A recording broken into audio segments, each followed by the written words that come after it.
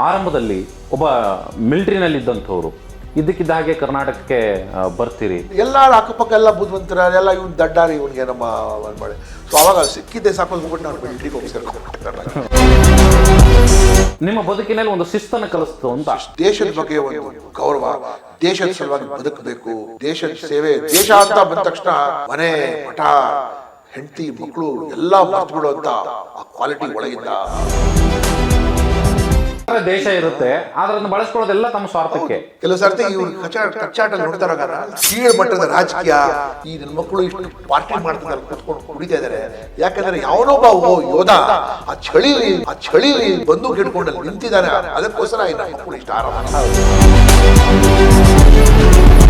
ಯಾಕಂದ್ರೆ ನಮ್ಗೆ ಗೊತ್ತಾಗತ್ತ, ನಾವು ಕಣ್ಣಾರ ನೋಡಿದ್ದೇವೆ. ಅವನು ಮಲ್ಕೊಂಡ್ಬಿಟ್ಟ ಅಂದ್ರೆ ದುಶ್ಮನ್ ಇಲ್ಲಿ ಬಂದು ಇವ್ರಿಗೆ ಪಾರ್ಟಿನ ಮಾಡಕ್ ಬಿಡಲ್ಲ.